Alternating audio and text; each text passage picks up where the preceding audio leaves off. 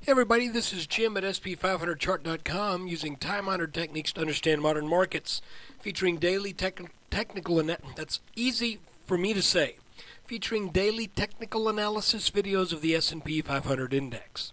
Just want to remind you that the website and the video are for educational purposes only. Nothing stated at the site or in the video is intended to be used as investment advice. Look, I can draw lines on charts, but you got to draw your own conclusions from your own research and make investment decisions that are suitable for your personal financial situation. I have no idea what that was, but even if I did, I'm still not a licensed financial professional. I'm just a guy that draws lines on charts. So we're going to look at the S&P after the close on February 22nd, 2012. And if you had been watching the videos we've done over the past few days, especially yesterday, you would recognize that we are in what appears to be an ascending wedge pattern between these two dark green lines.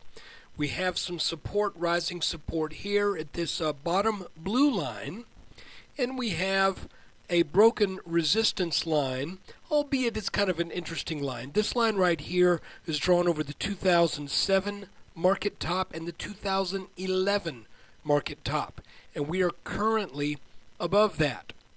Right now, the market, having gotten very close to 1370, which was last year's high, has not really shown a huge amount of selling pressure. It still looks like this is an ascending wedge pattern, and today did absolutely nothing to change that. As a matter of fact, it was another low volatility day, which is indicative of what happens when you start to work your way out into the apex of a wedge. Now, why is that? Well, the reason is simple. Wedges develop as a result of a loss of volatility. What it really is when it's a rising wedge, it really is sort of a sign of some degree of complacency, where there's not a lot of strong buying pressure and there's not a lot of strong selling pressure. People are just kind of sitting on it, you know?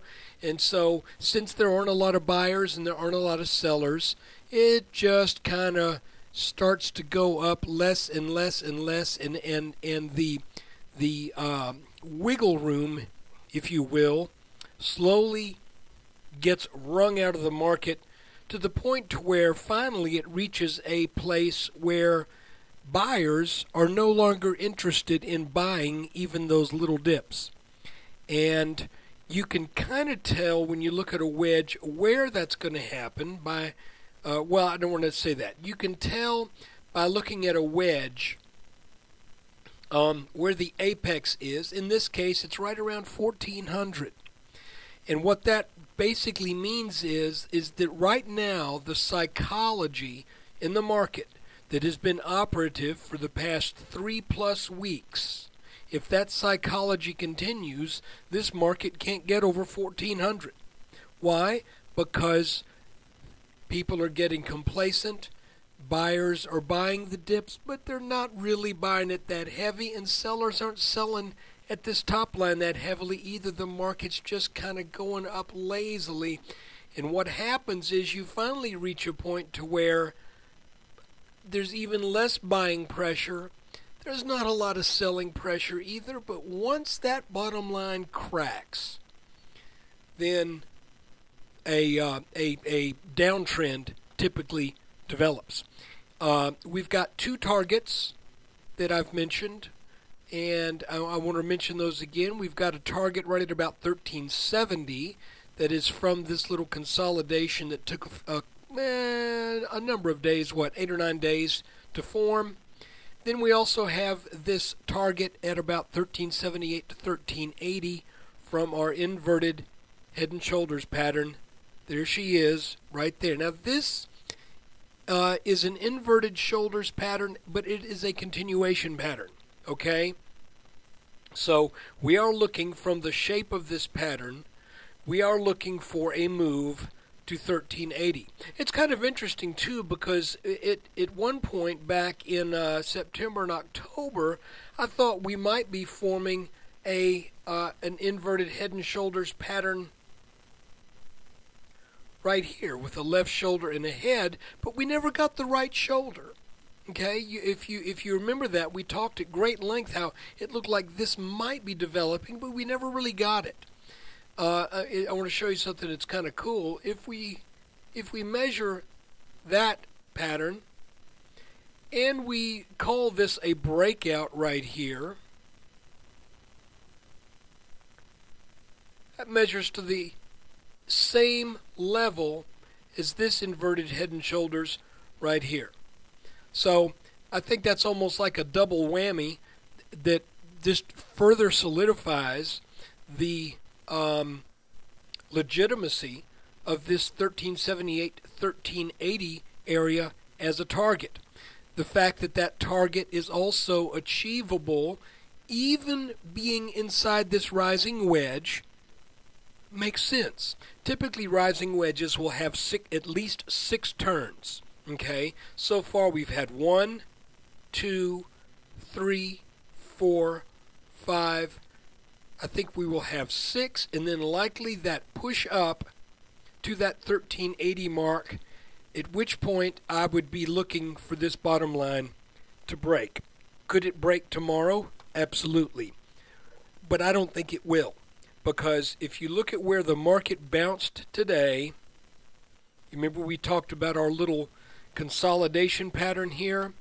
The market bounced almost exactly on that line, and then it looks like it almost looks as if it broke this little